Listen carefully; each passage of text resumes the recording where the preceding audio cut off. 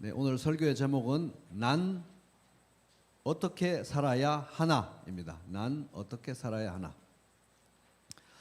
기도할 시간이 5초밖에 없다고 하면은 바디메오의 기도를 할 수 있을 것입니다.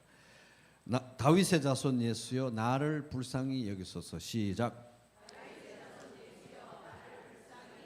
네, 그래서 바디메오가 그렇게 기도했습니다. 다윗의 자손 예수여 나를 불쌍히 여기소서. 기도할 시간 5초밖에 없으면은 그렇게 기도하면 됩니다. 기도할 시간이 한 5분 정도 있다. 그러면은 우리 마틴 루터가 가르쳐 준 것처럼 주기도문을 하늘에 계신 우리 아버지 주기도문을 천천히 주문 외우듯이 하지 말고 천천히 암송하면서 묵상하면서 그걸 가지고 기도하면 되겠습니다.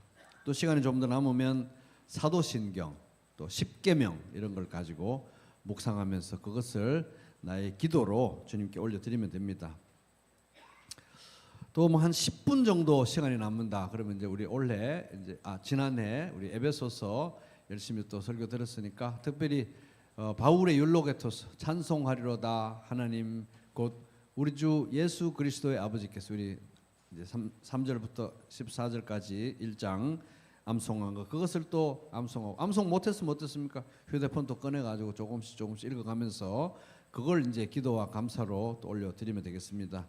그리고 또 이제 요한복음 강의 시작했으니까 요한복음 프롤로그 태초에 말씀이 계시니라 이 말씀이 하나님과 함께 계셨으니 쭉 이렇게 1절부터 요한복음 1장 1절부터 14절까지 프롤로그 암송하면서 이 위대한 말씀을 또 묵상하고 또 올려드리고 기도로 올려드릴 수 있을 것입니다.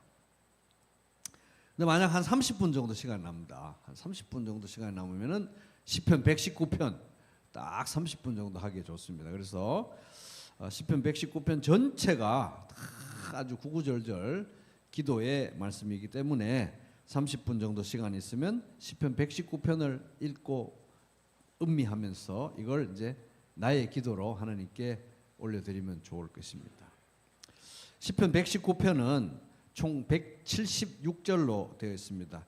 히브리 알파벳이 22개입니다. 22개. 그래서 8절씩 한 연으로 해가지고 한 연마다 각 연마다 8절씩 똑같은 히브리 알파벳으로 진행이 됩니다. 그러니까 이제 8 곱하기 22 하면 이제 176이 되는 것이죠. 176절로 되어 있습니다. 저자가 누구인지는 우리가 알 수가 없으나 이 사람은 엄청난 인생의 압박감 속에서 엄청난 스트레스 속에서 타들어가는 마음으로 이 시편 119편 전체를 하나님께 기도문으로 올려드렸습니다. 이 사람이 이제 이 시가 문학적으로도 너무너무 아름답습니다. 176절 8절씩 히브리 알파벳 똑같은 걸로 시작되고 너무너무 정리된 시 또 기도문인데 얼마나 이 사람이 평소에 이 기도를 얼마나 간절하게 반복해서 계속해서 올려드렸으면 이런 내용으로 이게 시로 이렇게 쫙 정리가 됐겠습니까? 정말 간절하게 올려드린 기도의 내용입니다. 시편 119편을 이렇게 처음에 이제 읽으면은 너무 문장이 수려하고 이래가지고 와 이분은 무슨 우리 조선 시대로 말하면 무슨 선비, 뭐 사대부 뭐 이렇게 선비 같이 이렇게 마루에 앉아가지고 부채질하면서 이렇게 글 쓰는 그런 사람처럼 여겨질 수 있는데 사실은 이 문장이 그렇게 수려하고 내용이 이렇게 아름다움에도 불구하고 이 시편 119편을 지은 이 시는 고난의 사람이었습니다. 한마디로 하면 고난의 사람, 고난의 연속 있는 인생을 살았습니다. 153절 119편 153절 나의 고난을 보시고 나를 건지소서 내가 주의 율법을 잊지 아니함이니이다. 그래서 이제 시편 119편에 뭐 율법, 율례, 증거, 말씀, 도 뭐 이런 이제 다양한 표현들이 나오면은 이게 하나님 말씀을 가리키는구나 그렇게 생각하면 됩니다.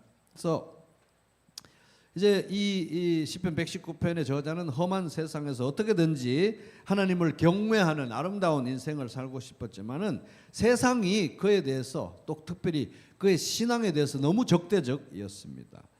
시편 119편 157절 나를 핍박하는 자들과 나의 대적들이 많으나 나는 주의 증거들에서 떠나지 아니하였나이다.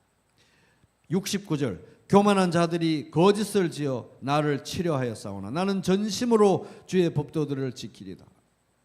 공격하는 사람 너무 많았습니다. 87절 세 번역을 읽으면 이 세상에서 그들이 나를 거의 다 죽여 놓았지만, 죽을 때까지 몰아붙인 거예요. 다 죽여 놓았지만 주님의 법도를 나는 잊지 않았습니다. 95절 세 번역으로 악인들은 내가 망하기를 간절히 바라지만 나는 주님의 교훈만을 깊이 깊이 명심하겠습니다. 이런 식으로 기도를 올려드리고 있는, 인생이 굉장히 고달팠던 사람인 것입니다. 그래서 이 시인은 고달픈 인생 살았지만 하나님 말씀 너무 사랑하는 사람이었고요, 하나님을 너무 사랑하고 경외하는 그런 사람이었습니다. 경건한 사람이었습니다. 경건한 사람이면 하나님이 좀 편안한 인생을 살게 해줬을 법만도 한데, 이 시편의 내용을 보면은 이렇게 경건하고 하나님을 사랑하고 하나님 말씀을 사랑했음에도 불구하고 그냥 쉽게 말하면 하루하루가 죽을 지경인 그런 인생을 살아요. 죽을 지경이에요, 죽을 지경.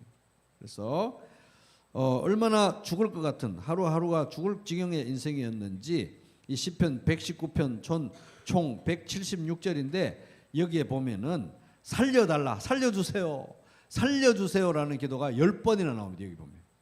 그래서 이제 찾아가지고 살려달라고 또 연초부터 같이 한번 기도해 보겠습니다. 25절 보세요. 25절 119편 25절 보면은 내 영혼이 진토에 붙어 싸우니 주의 말씀대로 나를 살아나게 하소서. 나를 살아나게 하소서. 이게 살려달라는 거예요. 내가 지금 살아도 산 것 같지 않고 활기도 없고 축 처져 있으니까 저를 좀 살려주십시오, 활기를 주십시오. 세 번역으로 보면 살려주세요, 살려주시옵소서 이렇게 기도합니다. 그래서 저는 이제 우리 교회는 막 큰 소리를 시끄럽게 막 통성기도 하고 그런 교회는 아니니까 저는 찬양할 때 저는 어디 가서 그렇게 큰 소리로 기도를 해보겠습니까? 교회에서 찬양할 때 그 찬양을 막 있는 힘껏 다해서 부르면 그게 나의 가장 아름다운 간절한 기도가 되잖아요, 그죠? 성경 낭독도 그렇습니다. 그래서 오늘 이제 10절 살려달라는 기도 10절을 쭉 이제 찾아서 읽어볼 텐데, 내 영혼이 진토에 붙어 싸우니 주의 말씀대로 나를 살아나게, 이런 식으로 읽지 말고 살려주세요 이런 마음으로 읽습니다. 저와 같이. 자, 25절 시작.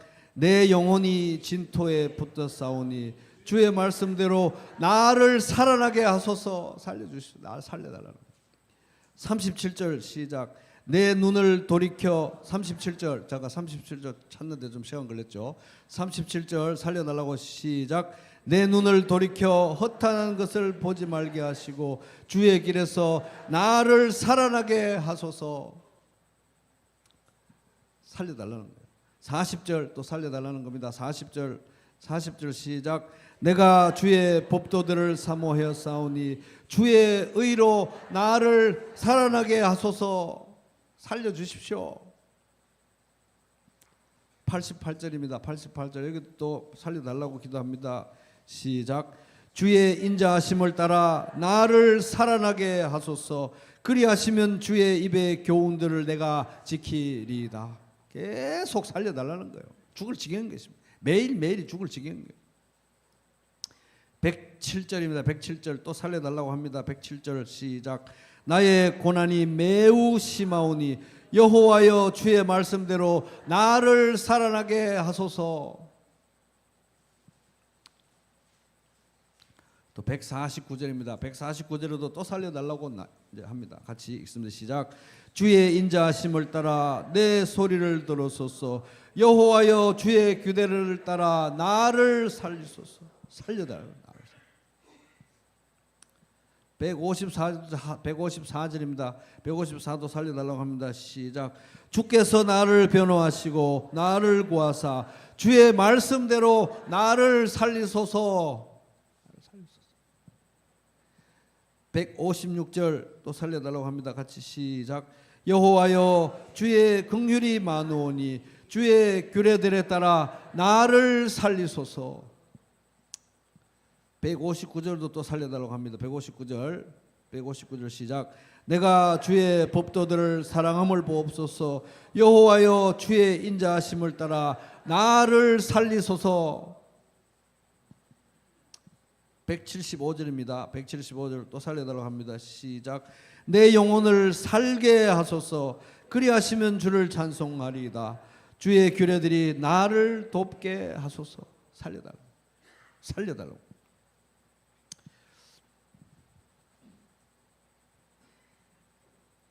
그래도 뭐 이제 여기까지 보면은 뭐 살려달라는 기도 나도 평소에 많이 하는데, 내 인생도 힘들어가지고 나도 살려달라고 많이 하는데, 그래서 특별한 것이 있나? 나도 살려달라고 맨날 그러는데 이런 생각이 들 수 있습니다만은, 이 시편 119편의 내용을 자세히 살펴보면은 이 시인은 살려주세요라고 기도하면서 굉장히 특별한 이제 신앙의 모습을 볼 수가 있습니다. 이 사람이 살려달라고 하면서, 하나님 저 살려주세요 하면서, 죽을 것 같습니다 살려주세요 하면서 하나님께 진짜 구하는 가장 중요한 내용은, 주여 정말 제가 죽을 것 같습니다, 돈벼락을 맞게 해 주시옵소서, 성진을 되게 해 주십시오, 애들이 어디 스카이로 가게, 이런 게 아니고 살려주셔서 하면서 제일 간절하게 하나님한테 달라고 하는 게 말씀을 달라는 거예요. 말씀을 달라고. 희한하죠. 말씀을 달라고. 그래서 이런 겁니다. 하나님 제가 정말 죽을 것 같습니다, 말씀을 주십시오. 하나님 제가 정말 죽을 것 같으니까 말씀을 깨닫게 하여 주십시오. 하나님 제가 정말 죽을 것 같습니다, 말씀을 깨닫는 것뿐만 아니라 지킬 힘을 주십시오. 하나님 제가 정말 죽을 것 같습니다, 이 말씀에 붙들려서 살아가게 해주십시오. 이렇게 계속 기도하는 거예요. 그래서 이제 그런 내용을 한번 살펴보겠습니다. 이번에는 이제 세 번역으로 이제 된 구절들을 좀 읽을 테니까 여러분들이 이제 소리 내지 마시고 그냥 따라만, 이제 귀로 듣고 따라만 오시면 됩니다. 전체 문맥이 지금 살려달라는 거예요. 죽겠으니까. 그러면서 하나님 말씀을 구하는 장면들입니다. 그러니까 이제 본문에는 뭐 하나님 죽을 것 같습니다는 바로 인접은 안 나오지만, 그거는 그런 문맥이니까 이런 거예요. 하나님 제가 정말 죽을 것 같습니다, 하나님 제가 정말 죽을 것 같으니까요, 그러니까요 18절 내 눈을 열어주십시오. 그래야 내가 주님의 법 안에 있는 놀라운 진리를 볼 것입니다. 세 번역으로 그렇습니다. 하나님 제가 정말 죽을 것 같습니다, 하나님. 그러니까요 27절 세 번역 나를 도우소서. 주님의 법도 말씀, 주님의 말씀을 따르는 길을 깨닫게 해주십시오. 죽을 것 같습니다 주여. 주님께서 이루신 기적들을 묵상하겠습니다. 하나님 제가 정말 죽을 것 같습니다, 하나님 죽을 것 같습니다. 29절 그러니까요 하나님 그릇된 길로 가지 않도록 나를 지켜주십시오. 주님의 은혜로, 주님의 법을, 주님의 말씀을 나에게 가르쳐 주십시오. 하나님 제가 죽을 것 같습니다, 하나님 제가 정말 죽을 것 같습니다. 그러니까요 하나님 33절 주님의 율례들이, 말씀들이 제시하는 길을 내게 가르쳐 주십시오. 내가 언제까지든지 그것을 지키겠습니다. 하나님 제가 정말 죽을 것 같습니다. 34절 그러니까요 하나님 나를 깨우쳐 주십시오. 내가 주님의 법을, 주님의 말씀을 살펴보면서 온 마음을 기울여서 지키겠습니다. 하나님 제가 정말 죽을 것 같습니다. 43절 그러니까 하나님 내가 주님의 규례들을 간절히 바라니 진리의 말씀이 내 입에서 잠시도 떠나지 않게 해주십시오. 주여 죽을 것 같습니다, 하나님 제가 정말 죽을 것 같으니까요. 68절 그러니까 죽을 것 같으니까 선하신 주님, 너그러우신 주님, 주님의 율례들을, 주님의 말씀들을 내게 가르쳐 주십시오. 하나님 제가 정말 죽을 것 같습니다. 그러니까 73절 주님께서 손으로 몸소 나를 창조하시고 나를 세우셨으니 내가 정말 죽을 것 같으니까요 주님의 계명을, 말씀을 배울 수 있는 총명도 주십시오. 그러니까 이 119편은 어느 날 하루아침에 막 일필휘주로 쓴 게 아니고 맨날 죽을 것 같은 심정을 토해내면서 기도하고 기도했던 내용들이, 얼마나 기도했으면 그게 알파벳 8절씩 정리가 돼가 쫙 나올 정도로 기도를 했겠습니까? 하나님 제가 죽을 것 같습니다. 80절 하나님 그러니까 내 마음이 주님의 율례들을 말씀들을 완전히 지켜서 내가 수치를 당하지 않게 해주십시오. 하나님 제가 죽을 것 같습니다. 125절 그러니까요 주님 나는 주님의 종이니 주님의 증거를 말씀을 알 수 있도록 나를 깨워주십시오. 하나님 제가 죽을 것 같습니다. 135절 그러니까 하나님 주님의 종에게 주님의 밝은 얼굴을 보여주시고 주님의 율례들을 말씀들을 내게 가르쳐 주십시오. 하나님 제가 죽을 것 같습니다. 144절 그러니까 하나님 주님의 증거는 하나님 말씀은 언제나 의로우시니 그것으로 나를 깨우쳐 주시고 이 몸에 활력을 얻게 해 주십시오. 이렇게 기도하고 있습니다.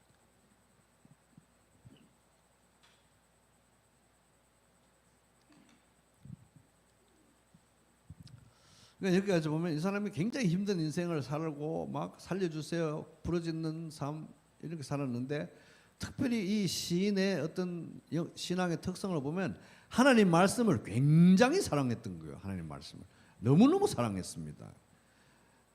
그래서 97절 엄청 유명한 구절에도 같이 읽어보겠습니다. 97절 여러분의 고백이라고 생각하고 97절 같이 읽습니다. 시작. 내가 주의 법을 어찌 그리 사랑하는지요 내가 그것을 종일 작은 소리로 읊조리니이다. 종일 작은 소리로 읊조린다는 건 묵상한다는 거예요. 묵상한다는 거예요. 아, 그 사람 나한테 왜 그런 거야? 뭔 말인 거야? 뭐 하자는 거야 지금? 싸우자는 거야? 돈을 왜 안 주는 거야? 이런 게 아니라 하나님 말씀을 하루 종일 구시렁구시렁 하면서 묵상한다는 것입니다. 너무너무 사랑하기 때문에. 그래서 하나님 말씀이 이 시인에게는 즐거움이었습니다. 즐거움. 인생도 괴롭지만 물론 전체적으로 괴롭지만 이 말씀이 이 시인에게는 저자에게는 즐거움이었습니다. 92절 특별히 92절 보면은 주의 이것도 정말 아름답습니다. 92절 같이 읽겠습니다. 시작. 주의 법이 나의 즐거움이 되지 아니하였다면 내가 내 고난 중에 멸망하였사. 내가 정말 인생이 괴로웠는데 주님의 말씀이 저를 붙들었습니다. 하나님 말씀 없었으면 어떨 뻔했습니까? 제가 정말 멸망했을 것입니다. 살아남지를 못할 것입니다. 143절 환난과 우환이 내게 미쳤으나 주의 계명은 나의 즐거움이니이다.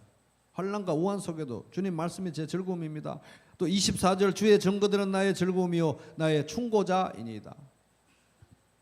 내게 즐거움이 있다면 그건 주님의 말씀입니다. 그리고 나의 충고자, 구글보다도 챗GPT보다도 더 나에게 탁월한 충고자입니다.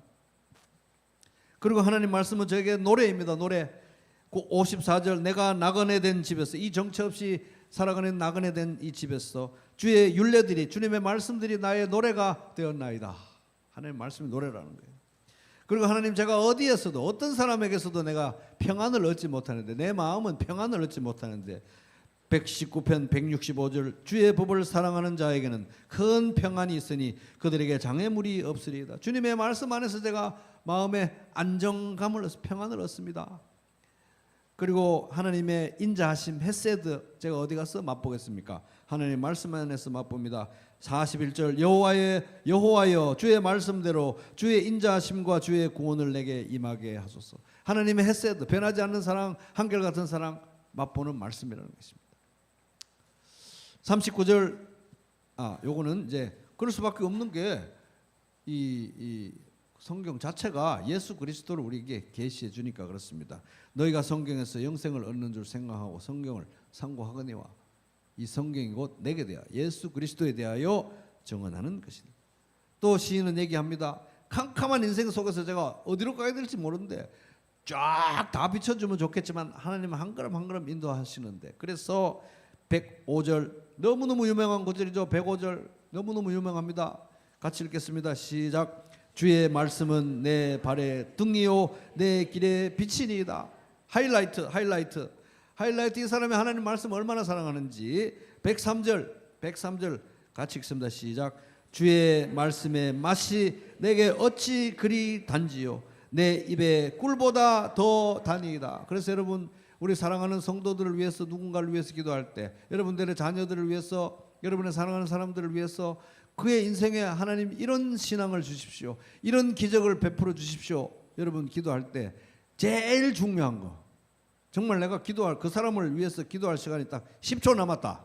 그러면 이걸 위해 기도해야 됩니다. 뭘 위해 기도합니까? 주여, 그 형제님에게, 그 자매님에게, 내 사랑하는 자녀에게, 내 사랑하는 남편, 내 사랑하는 아내에게, 주님, 주님의 말씀의 맛이 내게 어찌 그리 단지요. 내 입에 꿀보다 더 단이다. 그 사람 입에, 그 사람 영혼에 하나님 말씀이 꿀보다 달게 하여 주시옵소서. 여러분 그렇게 기도하시기 바랍니다.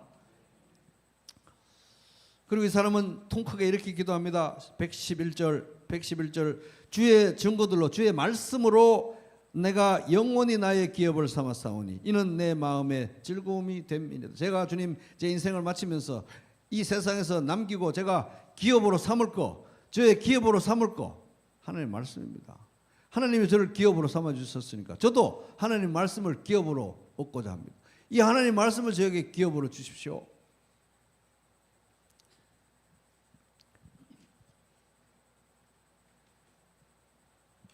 그래도 이제 여기까지 읽었지만은 우리가 이 말씀을 생각해 볼 때 이렇게까지 죽을 지경이잖아요. 정말 죽을 지경이라서 살려주세요. 죽을 지경이고 이렇게 고달프고 힘든데 솔직히 말해서 이런 상황 우리가 뭐 죽을 지경인 삶과 뭐 경우들이 많잖아요. 여러 가지 문제들이 많잖아요. 다양한 문제들이 돈 문제, 자녀 문제, 관계 문제, 뭔 문제가 많지 않습니까? 죽을 것 같은 여러 가지 문제 속에서 솔직하게 얘기했을 때 이 하나님 말씀이 실효성이 있냐는 거예요. 솔직히 말해 실질적인 해결책이 되냐는 거예요. 효능이 있냐는 것입니다. 솔직히 말해서 효과가 있냐는 거예요. 진짜로 효과가 있다고 생각하면은, 진짜 효능이 있다고 생각하면은, 진짜 실질적인 어떤 능력이 있다고 생각하면은 말씀 보라 소리 안 해도 보죠. 말씀을 왜 안 보겠습니까? 실질적인 효능이 있다고 생각 안 하니까 그런 거죠. 그래서 우리가 질문하는 것입니다. 이 사람은 계속 뭐 꿀보다 다네 뭐 어쩌네 하는데 말씀이 이 죽을 것 같은 이 현실에 하루하루 살아가는 고달픈 현실 속에서 실질적인 효능이 있느냐, 진짜 효과가 있느냐 하는 거예요. 이건 좀 다른 문제인 것입니다. 그래서 이 사람은 진짜 그런 인생을 살았을까? 진짜 효능이 있을까? 우리 솔직히 생각해 보면은 약간 현실 도피 아닌가? 현실의 문제를 똑바로 직면하지 않고, 관계가 틀어진 사람 뭐 여러 가지 문제 직면하지 않고 방으로 숨어 들어가 가지고 일 당장 오늘 해야 되는데 숨어 가지고 성경만 보고, 현실 도피 아닌가? 아니면 뭐 어떤 지적인 그런 유희 뭐 이런 거에 해가지고 이렇게 그런 현실을 잊고자 하는 그런 자기 최면 같은 거, 말씀이 그런 거 아닌가? 진짜 하나님 말씀이 진짜 효능이 있다는 거예요. 진짜로. 우리 진짜여야 믿는 거고, 진짜여야 사실 우리가 붙들죠. 사실 현실 도피적인 그런 회피의 수단이면 안 되는 것입니다. 하나님의 말씀이.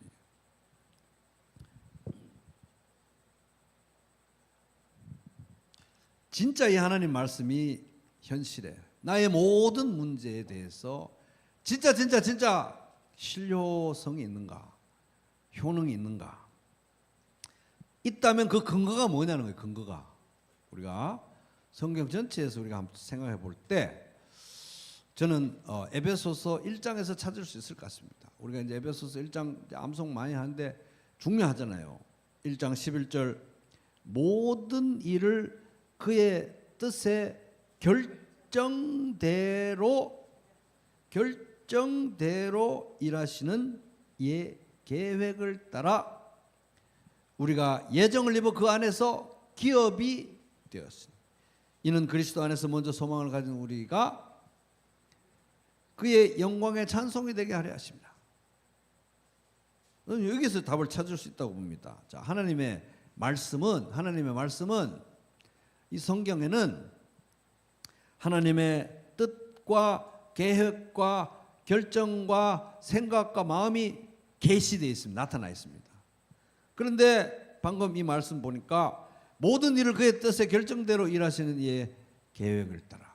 하나님은 모든 일을 뜻하시고 계획하시고 생각하시고 작정하시고 마음먹은 대로 다 하시는 분이에요. 진짜로 하나님의 뜻은 한치의 오차도 없이 다 이루어집니다. 아무리 악한 상황 속에서도 합력해서 다 선을 이루십니다.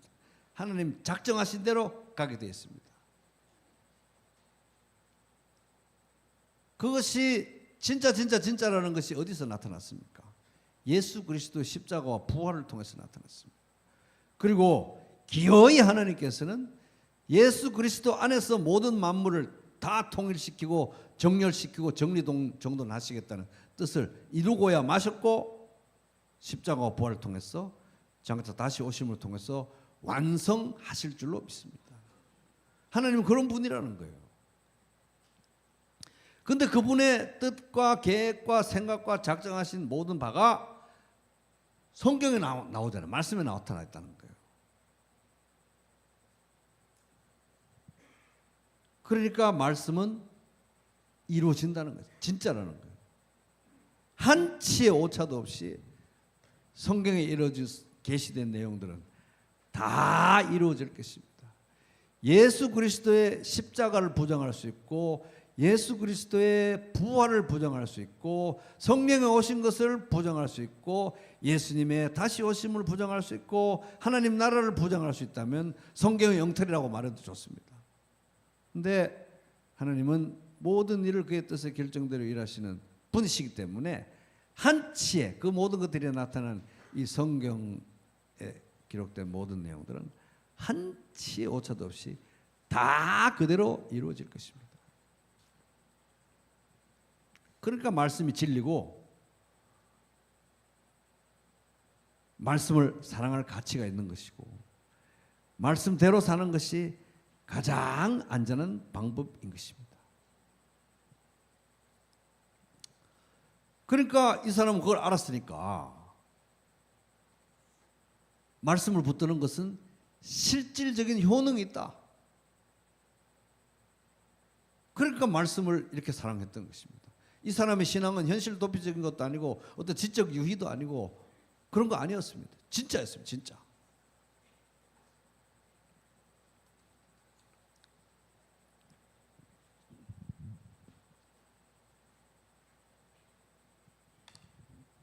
그래서 말씀에 나타난 하나님의 뜻과 계획과 생각과 이 모든 것을 이제 좀 아름다운 멋있는 말로 이제 표현하면 헬라어 단어로 로고스잖아요. 로고스.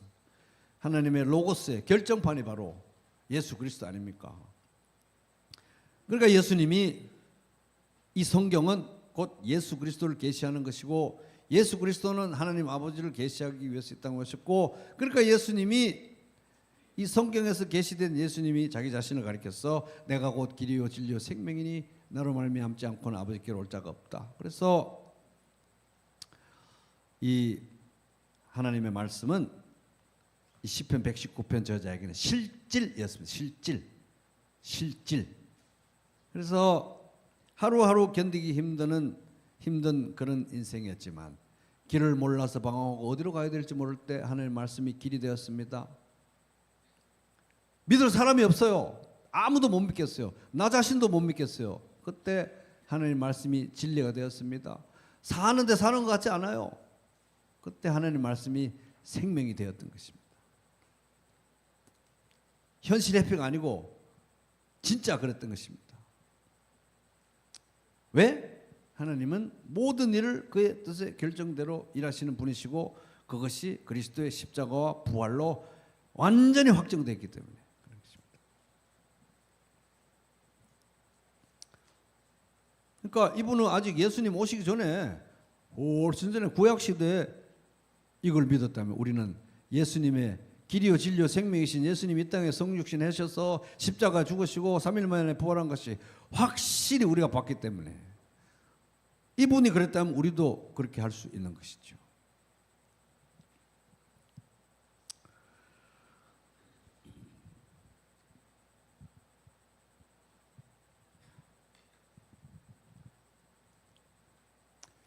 오늘 이제 우리가 읽었던 이제 시편 119편 169에서 176 이게 이제 히브리어 알파벳 22개 중에 마지막 알파벳으로 시작되는 8절 마지막 섹션 마지막 연입니다. 요 부분을 쓸 때도 이 시인은 아주 죽을 지경이었어요. 죽을 맛이었습니다. 살려주세요. 그래서 175절 같이 읽어보겠습니다. 175절 보면 요 마지막 연을 쓴 단계도 죽을 지경이었던 겁니다. 같이 읽습니다. 시작. 내 영혼을 살게 하소서. 그리하시면 주를 찬송하리이다. 주의 규례들이 나를 돕게 하소서. 살려달라는 거예요. 죽을 지경이에요. 끝까지 죽을 지경이에요.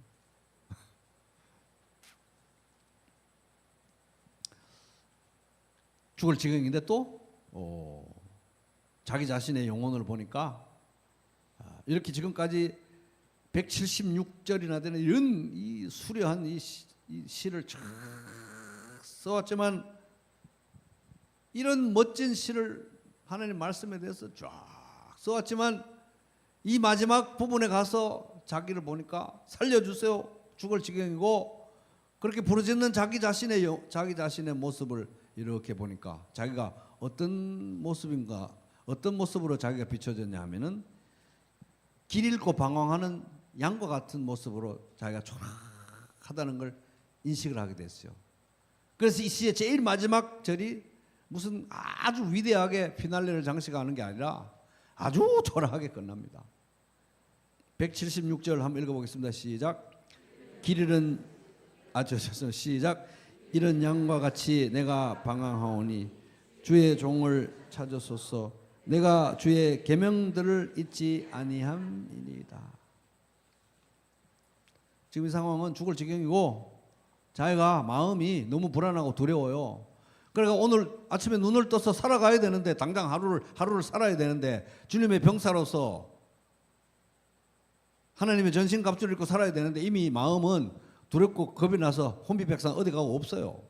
그래가지고 주여 제가 오늘 살아야 되는데 제 영혼이 마음이 어디로 벌써 도망가고 없습니다. 도망갔는지 딴짓하러 갔는지 없습니다. 저도 찾을 수가 없습니다. 그러니까 제가 이런 양같이 방황하오니 주님이 저를 좀 찾아주십시오. 제 마음을 좀 찾아주십시오. 이 정도 되면 한 176절 정도 왔으면 주여 제가 말씀에 성령 충만해서 주의 말씀을 구하고 주님을 추구하는 삶을 멋있게 살겠습니다. 탁 끝내야 되는데 176절에 와가지고 제 마음이 어디로 갔는지 모르겠습니다. 저를 좀 찾아주십시오. 아침부터 저를 좀 찾아주십시오.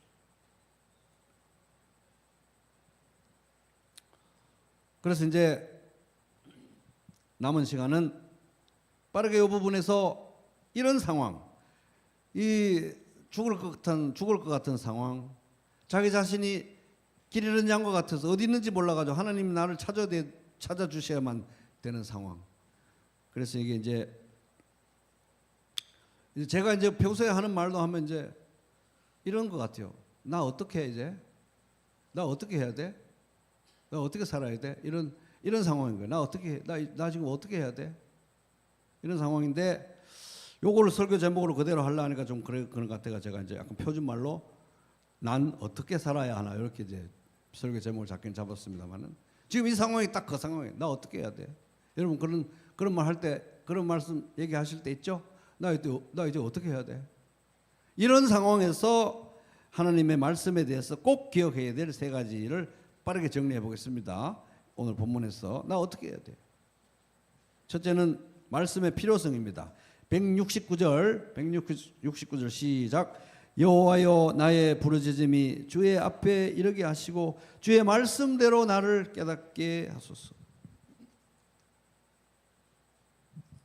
그래 지금 뭐 엄청나게 죽을 것 같아서 나 어떻게 해야 돼? 이런 상황에서 하나님 앞에서 엄청나게 뭘 간절하게 부르짖고 기도를 하고 있는데 이 부르짖음이 하나님께 도달하고 이 기도를 응답하여 주시옵소서 기도하는데 구하는 내용이 뭐예요? 구하는 내용이 169절 끝머리에 보면 주의 말씀대로 나를 깨닫게. 주님 제가 죽을 것 같습니다. 제가 어떻게 해야 돼요 이제? 어떻게 해야 될 줄 모르겠어요. 나보고 지금 어떻게 하라는 겁니까? 그러니까 제가 간절히 기도하오니 주님 주의 말씀대로 깨닫게 하여 주시옵소서.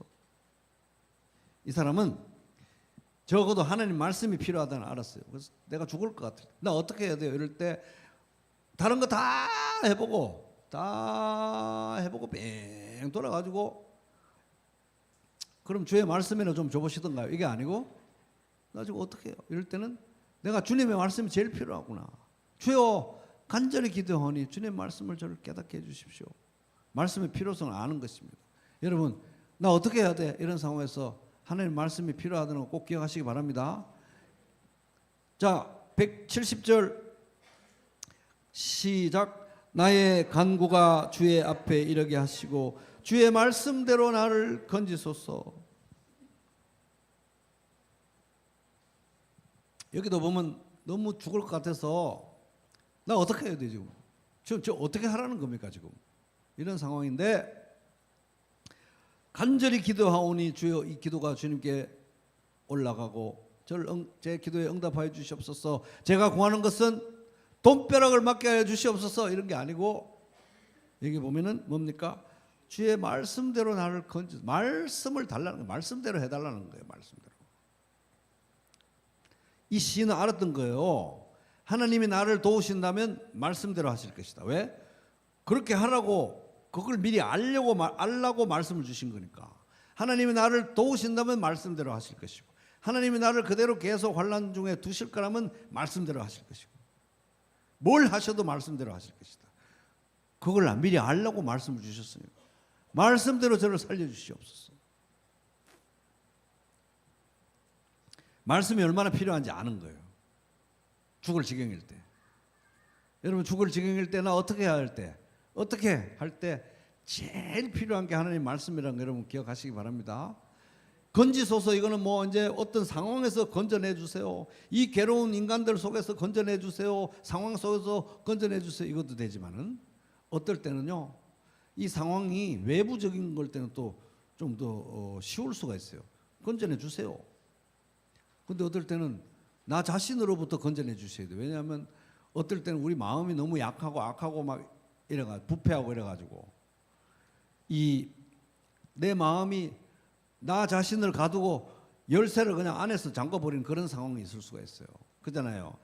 그래가지고 나의 뭐 두려움과 아니면은 열등감과 아니면은 후회와 아니면은 절망과 아니면은 복수심과 아니면 억울함과 분노와 수치심과 죄책감과 이런 게 그냥 막 이 마음의 실타래처럼 탱탱 나를 감고 있어가지고 나도 나를 어떻게 할 수가 없어요. 그럴 때 여러분 이렇게 기도하십시오. 나의 간구가 주의 앞에 이르게 하시고 주의 말씀대로 나를 건지소서. 말씀대로 주여 저를 건져주시옵소서. 이 상황 속에서 건져주시고 이 타락한 부패한 이 말 듣지 않는 마음 속에서 나를 건져주십시오. 이 지옥 같은 마음에서 저를 건져내 주십시오. 말씀대로 건져주십시오. 그렇게 하면서 아침 7시부터 저녁 밤 24시까지 주여 말씀대로 저를 건져내 주십시오. 말씀대로 저를 건져내 주십시오. 아침 7시부터 밤 12시까지 그렇게 하고 자면 됩니까? 안 됩니까? 말씀대로 건져내달라고 하면 말씀을 봐야 될 거 아닙니까? 말씀대로 건져달라고 하면서 말씀을 안 봐. 그러면 안 되니까 말씀대로 건져주십시오 하면서 바로 내 마음이 나를 막 얽어매가지고 어디 꼼짝달싹 못할 때 주여 말씀대로 저를 건져주십시오 하고 찬송하리로다. 하나님 곧 우리 주 예수 그리스도의 아버지께서 그리스도 안에서 하늘에 속한 모든 신령한 복을 저에게 주셨음을 믿습니다. 그렇게 하시려고 성육신 하신 하나님 예수님이 나 대신 십자가에서 죽으신 거 믿습니다. 여러분 그렇게 말씀 묵상하면서 기도하시기 바랍니다. 말씀이 여러분들을 건져 주실 것입니다. 말씀대로 나를 건지소서. 말씀대로 나를 건지소서 하면서 태초에 하나님, 태초에 말씀이 계시니라. 이 말씀이 하나님과 함께 계셨는데 이 말씀이 곧 하나님이신데 모든 만물을 지으신 로고스이신데 성육신 하셨는데 나를 위해서 죽으셨는데 3일 만에 부활하셨는데 지금도 살아계셔서 육신으로 하나님 보좌 우편에 계시는데 이분과 내가 연합해서 동행하고 있는데 여러분 말씀 묵상하면서 독수리처럼 날아오르시기 바랍니다.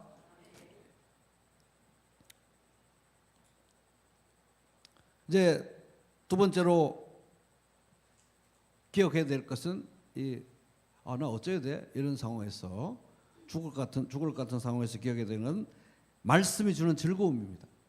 말씀이 주는 즐거움. 그래서 죽을 것 같은 상황, 내가 뭐 어떻게 해야 돼? 이런 상황은 뭐 웃을 일이 없는 상황이잖아요. 즐거운 일이 없는 상황이잖아요. 웃을 일이 없는 상황이에요. 그때 말씀이 주는 즐거움을 기억해야 됩니다. 말씀의 필요성도 기억하고 말씀이 주는 즐거움. 171절 시작. 주께서 율례를 내게 가르치심으로 내 입술이 주를 찬양하리이다. 그래서 이거는 무슨 뭐 수학 문제 하나 풀었다고 기분 좋고 이렇게 지적으로 머리로 이래가지고 뭐 성경 하나 알게 됐다고 기분 좋고 이런 이 지적인 어떤 수준의 얘기가 아닙니다. 하나님께서 우리에게 말씀을 가르쳐 주신다. 이거는 진짜 하나님께서 우리에게 말씀을 가르쳐 주신다. 이거는 지적으로 뭐 수학 문제 푸는 그런 수준이 아니고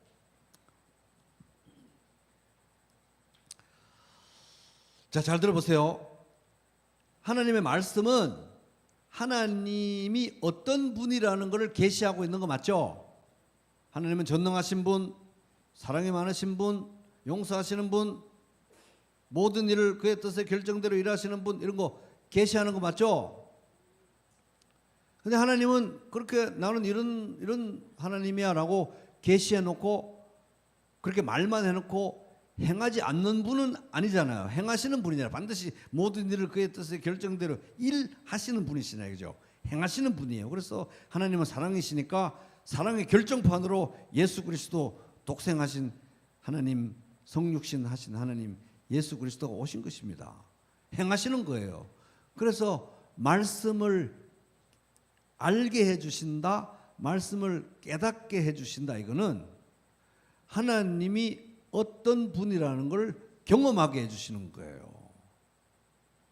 그래서 우리가 말씀 보고 묵상하고 말씀을 붙들고 기도하면서 기도하고 부르짖고 순종하고 그 안에 거할 때 하나님은 말씀에 계시된 대로 하나님이 그런 분이라는 것을 내 삶 속에서 행하시는 것입니다. 그러니까 말씀을 경험한다는 건 머리로 뭐 몇 절 외우고 뭐 이래가지고 이런 지적인 수준이 아니라 이것이 진짜 그러한 것을 경험하게 하시는 거예요. 그러니까 미리 말씀을 딱 처방해놓고 이렇게 행할 것이라는 걸 미리 처방해놓고 진짜로 그 말씀을 믿고 붙들고 기도하는 자들에게 그 말씀을 이루시고 당신이 어떤 분이시라는 것을 나타내시는 겁니다. 그러니까 말씀을 경험하고 깨닫게 되고 알게 된다는 것은 하나님의 어떠하심을 경험한다는 거예요. 이러니 이게 보통 일인 것입니까? 이게 보통 일이 아니잖아요. 그래서 말씀을 깨닫게 될 때, 이게 이런 거였구나. 용서하라고 하나님께서 말씀하셨는데 진짜 용서하니까 이런 평안이 찾아오는구나. 이게 말씀을 깨닫는 거예요. 그게 즐거움인 것입니다. 그래서 주께서 말씀을 내게 가르치심으로 내 입술이 주를 찬양하나이다. 야, 이 즐거운 일이구나. 주와 동행하면서 말씀 배우는 건 즐거운 일이구나. 이 즐거움을 여러분 경험하시게 되기 바랍니다.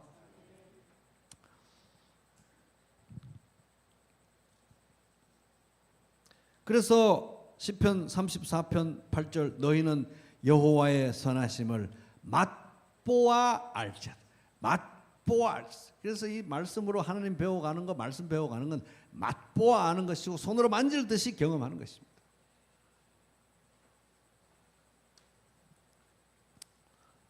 (172절) 봅니다. 172절 시작. 주의 모든 계명들이 의로움으로 내 혀가 주의 말씀을 노래하리이다. 그래서 이 말씀이 진짜 솔직히 진짜 실질이 아니고 그냥 어떤 지적인 유희 뭐 현실 도피 자기 최면 뭐 이런 거라면은 이걸 들고 노래하고 즐거워하는 그 자체가 우스꽝스러운 거 아니겠습니까? 제일 초라한 사람들이잖아요. 근데 여기 보면은 이 말씀을 들고 기뻐하고 즐거워하는 이유가 뭡니까? 말씀이 의롭다는 거, 바르다, 의롭다. 이 세상에 바른 게 어디 있습니까? 스스로 바른 거 아무것도 없어요. 스스로 바른 건 아무것도 없어요. 하나님이 바르시니까, 하나님이 바르게 하시니까 바른 것입니다. 바른 거 아무것도 없는 거예요. 뭐가 바른 거예요? 하나님만 바른 분이에요. 그러니까 하나님만 의로운 분이십니다. 하나님은 스스로 의롭지만 우리를 의롭게 하시는 거예요. 그래서 이 하나님은 하나님 말씀은 진리라는 거예요. 진리. 바르니까. 여기 써진 대로 다 이루어지니까. 왜? 하나님은 모든 일을 그의 뜻에 결정대로 일하시는 분이니까. 이건 바른 거예요. 바른 거. 아, 진짜 맞네요. 하나님. 진짜 따라갔더니 진짜 맞네요. 그래서 말씀이 의롭다는 사실은 우리에게 기쁨을 주고 즐거워하게 하는 것입니다. 여러분 삶 속에 다 뒤섞여가지고 다 뒤틀리고 뒤죽박죽이 돼도 하나님 말씀이 바르다는 것이 쫙 나타나게 되기를 주님의 이름으로 축복합니다. 하나님 말씀이 바르니까 우리가 찬양하는 것입니다.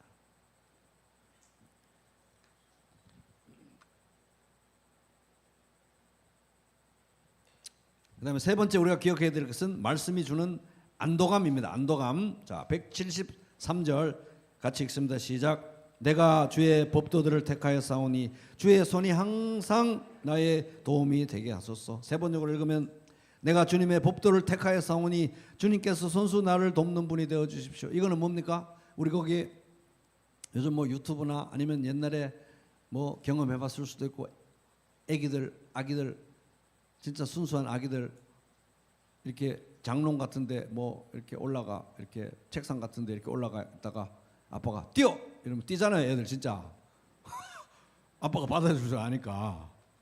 즉 그런 상황인 거예요. 하나님이 뛰라고 하니까 뜁니다. 주의 법도들을 따라 행하기로 택했습니다. 그러니까 저를 도와주시옵소서. 책임져 주십시오. 하나님 나라와 의를 먼저 구하는 자들에게 인생 책임진다고 했으니까 진짜 하나님 나라와 의를 먼저 구합니다. 주여 책임져 주시옵소서.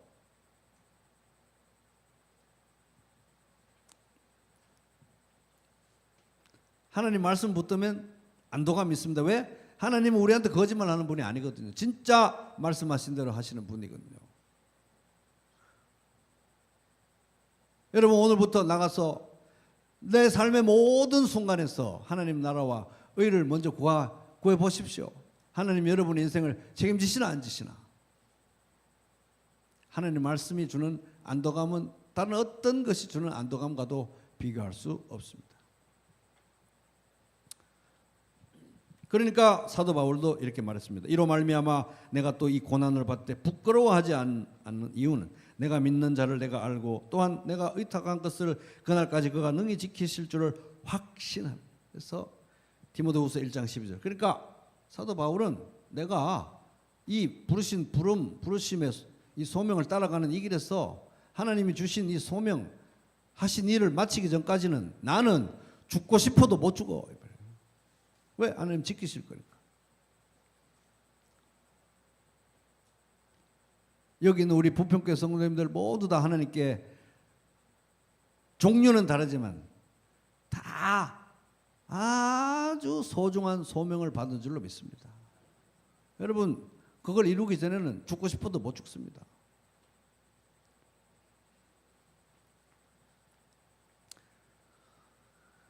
(174절) 같이 읽겠습니다. 시작. 여호와여 내가 주의 구원을 사모하여 싸우며 주의 율법을 즐거워하나이다. 세 번으로 읽으면 주님 내가 주님의 구원을 간절히 기다리니 주님의 법이 나의 기쁨입니다. 우리가 인생이 고달프고 살려주시옵소서 주여 살려주시옵소서라고 기도해야 되는 상황이지만 하나님은 그 상황에서도 주께서 내 원수의 목전에서 내게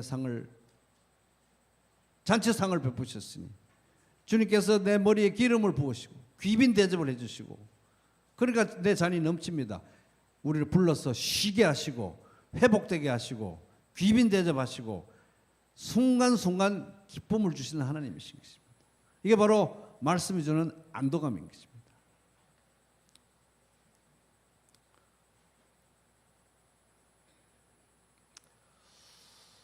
그래서 이제 이 위대한 119편 이 멋진 말씀에 대한 노래이자 간절한 성도의 기도. 처음에 제가 우리 부평교회 우리 성도님들하고 지금 한 10년 정도 한 거잖아요. 시편 119편 1년에 2번 정도 해가지고. 그러니까 이거 하기 전에는 야, 이 119편 지은 이 사람은 진짜 진정한 선비야. 문장이 너무 수려하니까 이런 선비가 따로 없는데 이런데 보면 볼수록 이 사람은 그냥 그렇게 그런 하얀 옷 입고 부채질하면서 이런 선비가 아니에요. 이 사람은 정말 고달프게 살고 치열하게 부르짖은 사람인 것입니다. 그래서 마틴 루터는 이 시편 119편을 보고 성도의 삶의 패턴이란 이런 것이구나. 기도하고 간절히 기도하고 말씀을 막 묵상하는 게 살려고 발버둥 치면서 말씀을 묵상하는 게 간절히 기도하고 말씀 묵상합니다. 그리고 성령 충만해 가지고 세상으로 나가요. 그럼 바로 시험이 찾아오고 또 넘어지고 또 기도하면서 기도하다가 말씀 묵상해요. 그리고 충만해가 밖에 나갑니다. 또 시험이 찾아오고 또 무너지고 간절히 기도하다가 교회 와서 새벽 기도를 하든 예배를 드리든 성령 팍 충만해가지고 나가면 딱 교회 나가는 순간 어떤 사람이 막 끼어들어가지고 막 죽일 듯이 차를 몰고 달려들고 막 시험이 찾아오고 기도 묵상 시험 반복되는 패턴을 본 거예요. 이게 하나님을 의지하면서 사는 성도들의 모습이구나. 그걸 이 시편에서 봤는데 이 결정적인 저거가 이 정도 시를 썼으면 마지막에는 주여 제가 이 말씀이 이렇게 충만해가지고 기도하는 거 잊지 않고 말씀 충만하게 해서 하나님 나라와 의를 먼저 구하면서 주님을 따라가는 삶을 멋지게 살 것이니까 부평교회 성도님들 아무 걱정하지 마시고 하나님도 아무 걱정하지 마십시오. 이제 제 걱정 마십시오. 이렇게 끝이 나야 되는데 이 멋진 시를 이렇게 알파벳 쫙 맞춰서 쓴 이 사람의 진정한 벌거벗은 모습, 진짜 이 사람이 벌거벗은 내면의 모습은 이겁니다. 176절입니다. 같이 읽겠습니다. 이 사람이 어떤 사람인가? 이렇게 멋진 용감한 시를 쓴 이 사람의 진짜 모습은 이겁니다. 176 시작. 이런 양같이 내가 방황하오니 주의 종을 찾으소서. 내가 주의 계명들을 잊지 아니함이니이다. 주여, 제가 이렇게 멋지게 쓰고 멋지게 기도했지만 오늘 아침도 이런 각오로 제가 쓴 이 시대로 이런 각오로 주의 나라와 의를 위해 싸우고 싶으나 아침에 눈을 딱 떠보니까 오늘 살아야 될 하루가 24시간이 남았는데 벌써 내 마음은 쫄아가지고 혼비백산에 어디 간지도 모르겠습니다. 어디로 갔는지 딴짓하러 갔는지. 주여, 이 연약한 내 영혼을 찾아주세요. 제가 어디 있는지도 모르니까 저를 좀 찾아주십시오. 이게 우리의 현실인 거예요. 적나라한 현실인 것입니다. 근데 보세요. 부끄러워하지도 않고 기도합니다. 주여, 제가 이런 양처럼 방황하니 저를 찾아주시는데요. 주님의 말씀을 제가 잊지 않습니다. 제가 이렇게 기도하는 이유는 말씀대로 기도하는 것이고요. 말씀대로 하나님께서 저를 찾아주실 줄로 믿습니다. 왜? 말씀에 뭐가 나와 있습니까? 말씀에 보면은 하나님은 죄인을 사랑하시고 길 잃은 양을 찾기까지 찾으시고 두 손 두 발 다 들고 주여 살려주시옵소서 기도하는 사람들을 내치지 않으시고 귀 기울이시고 응답하시는 하나님이라고 마음이 가난한 자 불쌍히 여기신다고 성경에 나와 있지 않습니까? 그대로 해주실 줄을 믿습니다. 주여 그렇게 저를 찾아주십시오. 기도하는 것입니다.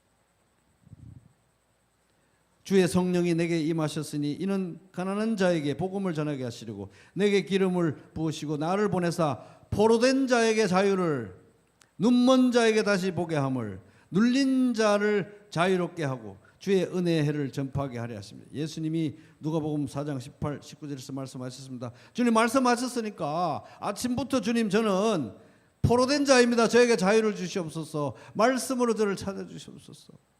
눈먼 자에게 다시 보게 하신다고 하셨사오니 주님 저를 찾아주시옵소서. 억눌린 자에게 자유를 주신다고 하신 주님 저를 찾아주시옵소서. 말씀대로 구하오니 주여 저를 찾아주시옵소서. 그러니까 우리 성도의 삶은 삐까번쩍한 삶이 아니고 우리가 어떨 때 하나님이 가장 우리의 예배를 기쁘게 받으시느냐. 감사로 하나님께 제사를 드리고 지존하신 이에게 네 서원을 갚으며 시편 50편 14절 환난 날에 나를 부르라 내가 너를 건지리니 네가 나를 영화롭게 하리라. 15절 감사하고 감사하고 감사하고 아무것도 내세울 것 없고 감사하고 감사하고 또 살려주세요. 감사하고 살려주세요. 감사하고 살려주세요. 감사하고 살려주세요. 이게 성도의 삶이고 그런 마음으로 가난한 마음으로 나아갈 때 우리의 예배를 가장 기쁘게 받으시는 하나님이라고 성경 전체가 말하고 있기 때문에 이 사람은 주여 아침부터 제 영혼이 도망가고 없습니다. 저를 찾아주십시오. 말씀대로 그렇게 해주실 줄로 믿습니다. 기도하는 것입니다. 그래서 2026년 여러분 시편 119편 묵상하면서 이 시인처럼 절규하면서 살려주십시오. 말씀대로 저를 살려주십시오. 말씀을 가르쳐 주십시오. 기도하면서 기도와 말씀으로 하나님 은혜에 붙들려서 살아가는 복된 하루하루 되시기를 주님의 이름으로 축복합니다.